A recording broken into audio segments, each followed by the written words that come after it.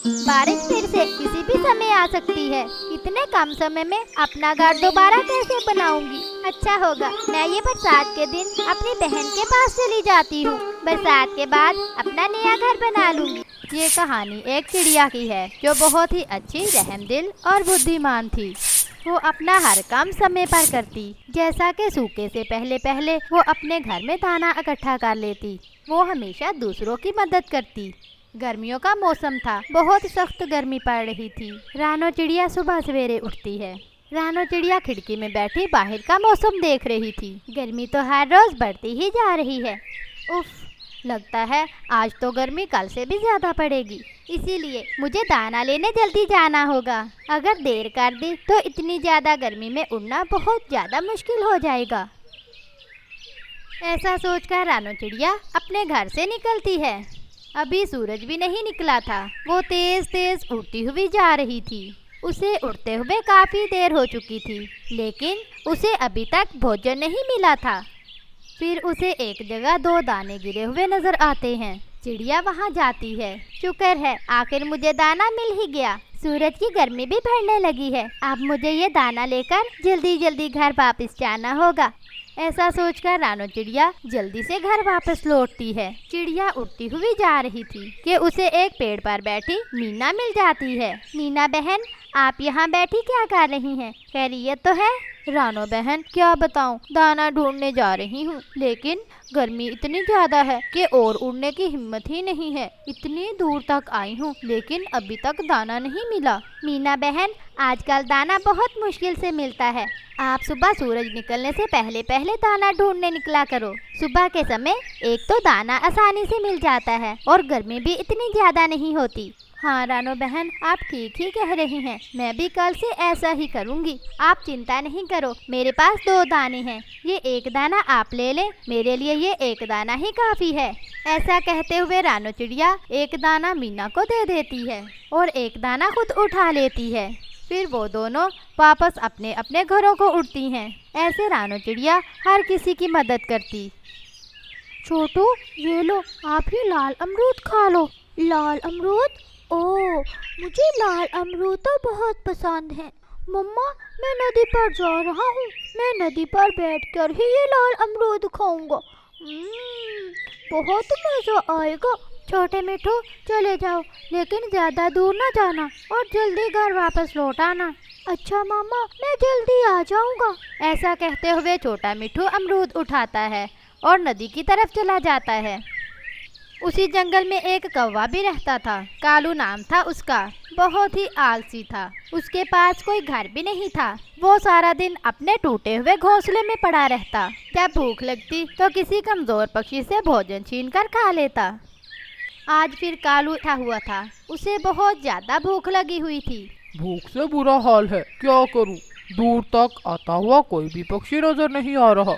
अब क्या करूं? तभी छोटा मिट्ठू, जिसके पास अमरूद था, वहाँ से गुजरता है, जिसे देखकर कालू उसे आवाज देता है। छोटे बच्चे, इधर मेरे पास आओ। छोटा मिट्ठू कालू के पास जाता है। जी अंकल, आपने मुझे बुलाया, बताएं क्या बात है? हाँ छोटे बच्चे, मैंने तुम्हें इसलिए बुलाया। वो देखो, तुम्हारे पीछे चील है। छोटा मिट्ठू पीछे देखता है तो कालू उसका अमरूद छीनकर वहाँ से भाग जाता है। कालू अंकल, मेरा अमरूद वापस दो। गंदा कालू अंकल, बहुत गंदा है। कालू अंकल, आप बहुत गंदे हो, छोटे बच्चों से भी चीज छीन लेता है। छोटा मिट्ठू रोता हुआ वापस अपने घर चला जाता है। ऐसे ही दिन गुजरते गए और अब बरसात का मौसम भी शुरू होने वाला था। फिर एक दिन आसमान पर गहरे बादल छा जाते हैं। बादल जोर जोर से गरजते हैं और साथ ही बारिश भी शुरू हो जाती है। सभी पक्षी अपने अपने घरों में आराम से बैठे बारिश का आनंद ले रहे थे। उधर कालू कौवा अपने घोंसले में बैठा बारिश में भीग रहा था। उसे सर्दी भी लग रही थी। कालू, बस ये थोड़ी देर की ही बात है, बारिश रुक जाएगी। ऐसा सोचकर कालू कौवा अपने मन को शांत कर रहा था।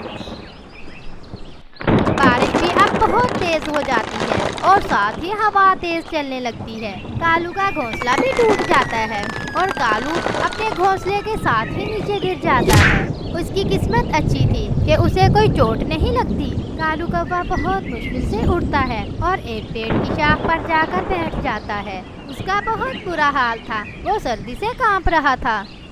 नानो चिड़िया खिड़की में बैठी बारिश का आनंद ले रही थी कि एक पेड़ पर कालू को बैठा हुआ देख लेती है। उसे कालू पर बहुत दया आती है और वो कालू को आवाज देती है, कालू, कालू भैया, आप इधर आ जाओ मेरे घर में। इतनी तेज बारिश में भीगने से आप बीमार पड़ जाओगे। कालू कौवा जल्दी से उठता है और रानो चिड़िया के घर चला जाता है। कालू भैया, ये ले टॉवल, जल्दी से अपने शरीर से पानी साफ कर लें, कहीं आप बीमार ही न पड़ जाएं। फिर राना चिड़िया कालू को खाने के लिए दाना देती है। कालू मजे मजे से दाना खाता है। आधा दाना खाते ही शरीर में जान आ गई। अब सर्दी भी नहीं लग रही। चिड़िया, सच में यहाँ तो बहुत सुकून है।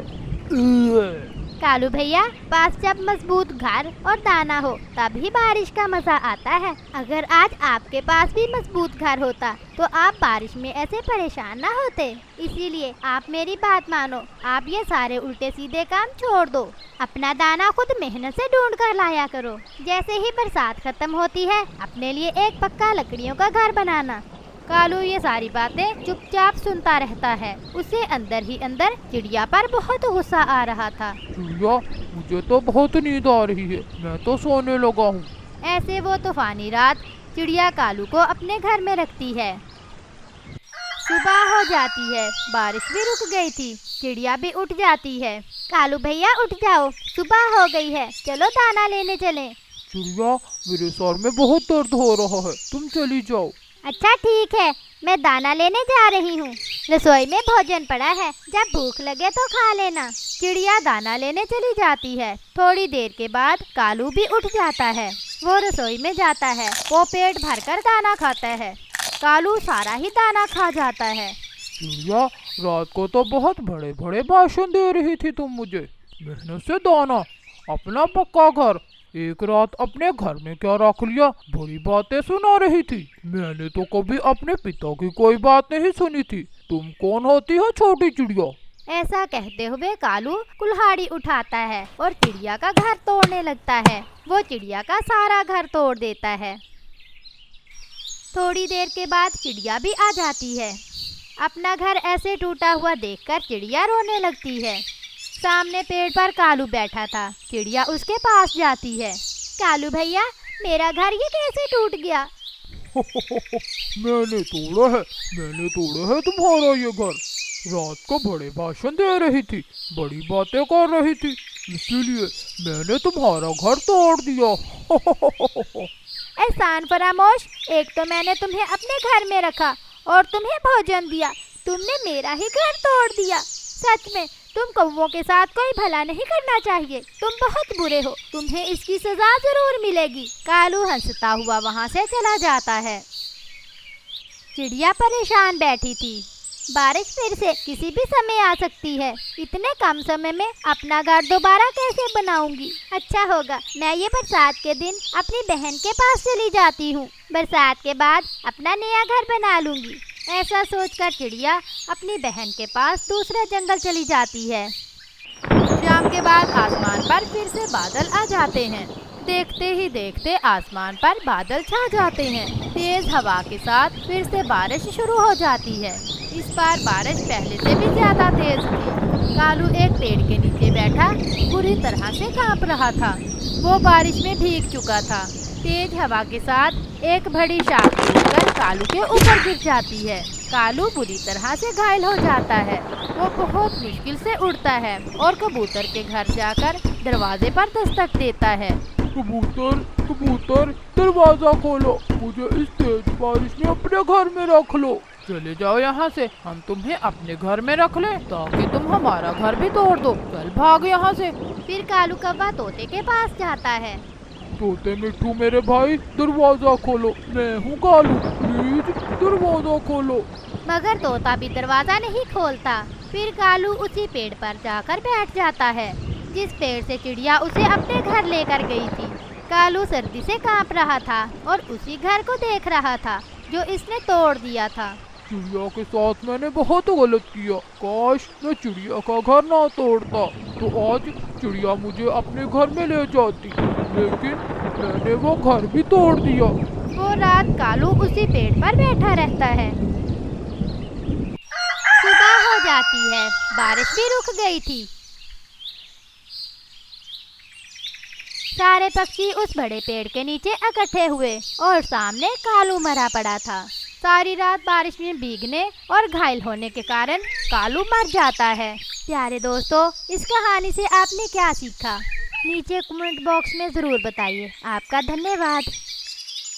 सर्दियों का मौसम गुजर चुका था और गर्मियों का मौसम शुरू हो चुका था। सारे पक्षी बड़े पेड़ पर बैठे हुए थे ताकि वो इकट्ठे भोजन लेने जा सके।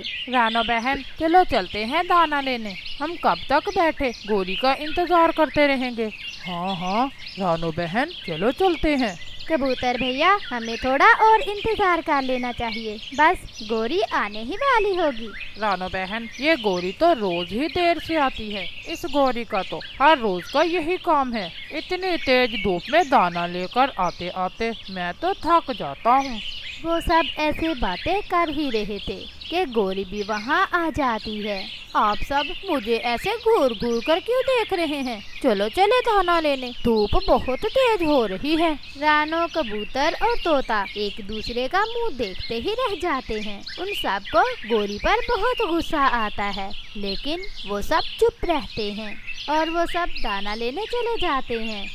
अभी वो थोड़ी ही दूर गए थे कि उन्हें किसी के रोने की आवाज सुनाई देती है, जो मदद के लिए गुहार लगा रहा था। पक्षियों पक्षियों, मेरी बात सुनो, मेरे पास आओ। फिर वो सभी दोस्त उस लीमू के पेड़ के पास जाते हैं। लीमू के पेड़, इतना शोर क्यों कर रहे हो? बताओ क्या बात है? पक्षियों, मेरी मदद करो। बहुत दिन हो गए मैंने पानी नहीं पिया। मेरा प्यास से बहुत बुरा हाल है। अगर मुझे पानी ना मिला तो मैं जल्दी ही मर जाऊंगा। प्लीज मेरी मदद करो। क्यों पेड़ जी, हम तुम्हारी मदद क्यों करें? हाँ, अगर तुम्हारे फल भी मीठे होते तो हम तुम्हारी मदद जरूर करते। ऊपर वाले ने कोई भी चीज बेमकसद नहीं बनाई। मुझे भी बनाने का कोई तो कारण होगा। सुनो पेड़ जी, हमें पहले ही बहुत देर हो चुकी है। आप हमारा और टाइम जाया ना करें। नहीं दोस्त, हम किसी को ऐसे मुश्किल में छोड़कर नहीं जा सकते। हमें इस पेड़ की मदद जरूर करनी होगी। चिड़िया रानी, ये कांटों वाला पेड़ किसी भी काम का नहीं है। इसके तो फल भी बहुत खट्टे हैं, जो मुझे बिल्कुल भी पसंद नहीं है। क्यों दोस्तों? गोरी ठीक कह रही है, हमें चलना चाहिए। हाँ हाँ, मुझे भी इसके खट्टे फल बिल्कुल भी पसंद नहीं है। तो ठीक है दोस्तों, फिर आप सब जाओ, मैं तो इस पेड़ को पानी डालकर ही आऊंगी। तो ठीक है, तुम डालो इस पेड़ को पानी, हम तो जा रहे हैं। हम तुम्हारा इंतजार नहीं करेंगे। फिर गोरी, मिठू तोता और कबूतर वहाँ से चले जाते हैं। चिड़िया भी जल्दी से नदी की तरफ जाती है। वो अपनी चोंच में पानी भर कर लाती है और उस पेड़ को डालने लगती है। चिड़िया की चोंच तो छोटी थी, लेकिन उसका दिल बहुत बड़ा था। वो हिम्मत नहीं हारती और उस पेड़ को पानी डालती रहती है। गोरी, मिठू तोता और कबूतर तीनों उड़ते हुए जा रहे थे कि गोरी को एक पेड़ के नीचे एक गिरा हुआ मीठा फल नजर आ जाता है और वो तोते और कबूतर से कहती है, तोते और कबूतर, मैं तो थक गई हूँ, मैं अब और नहीं उड़ सकती। मैं थोड़ी देर सांस लेकर तुम्हारे पीछे पीछे आ जाऊंगी। तोता और कबूतर वहाँ से उड़ते हैं और दाना लेने चले जाते हैं। गोरी भी उस मीठे फल के पास जाती है। मुझे भी गोरी कहते हैं। कैसे मैंने उन दोनों को बेवकूफ बनाकर आगे भेज दिया। चल गोरी, जल्दी से ये मीठा फल उठा और घर चलें। गोरी वो फल उठाती है और घर की तरफ वापस उड़ती है। चिड़िया, तुम्हारा बहुत बहुत धन्यवाद। अगर आज तुम मेरी मदद ना करती तो शायद मैं मर ही जाता। अब मैं फिर से जीवित हो गया। अच्छा पेड़ जी, अब मैं जाती हूँ। मुझे अब दाना लेकर जल्दी से घर वापस जाना होगा। मेरी बेटी मेरा इंतजार कर रही होगी। रुको चिड़िया, मेरे पास तुम्हें देने के लिए मीठे फल तो नहीं है, लेकिन तुम वो सामने उस पेड़ के पास जाओ, वो तुम्हारी मदद जरूर करेगा। फिर चिड़िया उस पेड़ के पास जाती है, उसे सारी बात बताती है। ठीक है, मेरे इन पत्तों के नीचे कुछ फल बाकी हैं, तुम इनमें से जितने मर्जी तोड़ कर ले जाओ। चिड़िया पत्ते हटाती है और मीठे फल तोड़कर घर वापस चली जाती है और दोनों माँ बेटी वो मीठा फल मजे मजे से खाती हैं। मम्मा मम्मा, सच में ये फल तो बहुत स्वादिष्ट है। मम्मा, मुझे पानी पीना है, मैं नदी से पानी पीने जा रहा हूँ। जग्गू बेटा, रसोई में पानी वाला मटका पड़ा है, उससे पानी पी लो। इतनी तेज धूप में घर से बाहर मत जाना। पानी तो बस एक बहाना था घर से निकलने का, उसने कौन सा पानी पीना था। जग्गू नाराज होकर रसोई में चला जाता है। अब क्या करूं? मुझे किसी भी तरह घर से बाहर निकलना होगा। फिर जग्गू के दिमाग में एक आइडिया आता है। वो मटका उठाता है और नीचे गिराता है, मटका टूट जाता है। आवाज सुनकर गोरी भी आ जाती है। जग्गू मेरे बेटे, क्या हुआ? ये मटका कैसे टूट गया? तुम्हें कोई चोट तो नहीं आई? मम्मा, मैं पानी पीने लगा था, मटका नीचे गिरा और टूट गया। चलो कोई बात नहीं, मैं कल और मटका ले आऊंगी। मम्मा मम्मा, मुझे पानी पीना है। जाओ मेरा बेटा, नदी से पानी पी आओ और जल्दी घर वापस आ जाना। जग्गू कौवा घर से निकलता है और पहाड़ों की तरफ चला जाता है, जहाँ उसका उल्लू दोस्त उसका इंतजार कर रहा था। जग्गू दोस्त, आज तुमने आने में बहुत देर कर दी। मैं तो कब से तुम्हारा इंतजार कर रहा था। मम्मा तो आज घर से बाहर ही नहीं निकलने दे रही थी, बड़ी मुश्किल से आया हूँ। फिर वो दोनों पत्ते खेलते हैं और सारी दोपहर आवारा घूमते रहते हैं।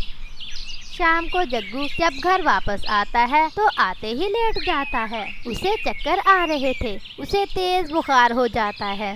मम्मा मम्मा, मेरे सर में बहुत दर्द हो रहा है और मुझे चक्कर भी आ रहे हैं। गोरी जल्दी से जग्गू के पास जाती है। हाय, मैं मर जाऊं। जग्गू बेटा, तुम्हें तो बहुत तेज बुखार है, इसीलिए तुम्हें धूप में खेलने से मना करती हूँ, लेकिन तुम कौन सा मेरी बात मानते हो। मम्मा प्लीज, मुझे बचा लो, मैं आपकी हर बात मानूंगा। फिर गोरी जल्दी से जाती है और बुलबुल डॉक्टर को बुला लाती है। इसे धूप में घूमने के कारण धूप लग गई है, इसे जल्दी से ठंडा ठंडा नींबू पानी पिलाओ। इतने तेज बुखार में मैं इसे दवा नहीं दे सकती। इतना कहकर बुलबुल डॉक्टर वहाँ से चली जाती है। गोरी कौवी को वो लीमू का पेड़ याद आ जाता है और वो जल्दी से उड़ती है और उस लीमू के पेड़ से लीमू लेने जाती है। गोरी कौवी जैसे ही लीमू तोड़ने लगती है तो वो पेड़ जोर जोर से हिलने लगता है और गोरी नीचे गिर जाती है।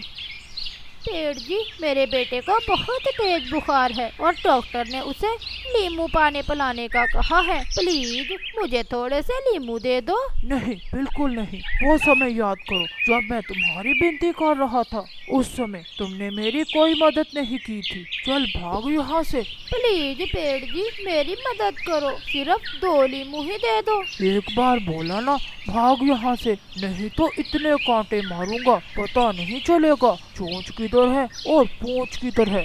रानो चिड़िया भी वहाँ से उड़ती हुई जा रही थी। गोरी को देख वहाँ रानो चिड़िया भी आ जाती है। गोरी कभी रानो चिड़िया को सारी बात बताती है। गोरी, अब पता चला ना, ऊपर वाले ने कोई भी चीज ऐसे ही नहीं बनाई। रानो बहन, मैं बहुत शर्मिंदा हूँ, मुझे अपनी गलती का एहसास हो गया है। पेड़ जी, अब आप भी गुस्सा खत्म कर दें। गोरी को अपनी गलती का एहसास हो गया है। फिर वो पेड़ मान जाता है और अपने नींबू तोड़ने की अनुमति दे देता है। गोरी और रानो वो नींबू लेकर जल्दी से घर वापस आती हैं और जग्गू को नींबू पानी बनाकर देती हैं और आहिस्ता आहिस्ता जग्गू कौवे की तबीयत ठीक होने लगती है और थोड़े ही दिनों में वो ठीक हो जाता है और आइंदा वो तेज धूप में ना खेलने का वादा करता है। प्यारे दोस्तों, इस कहानी से हमें ये सीख मिलती है, हमें अपने मामा पापा की बात माननी चाहिए और तेज धूप से बचना चाहिए।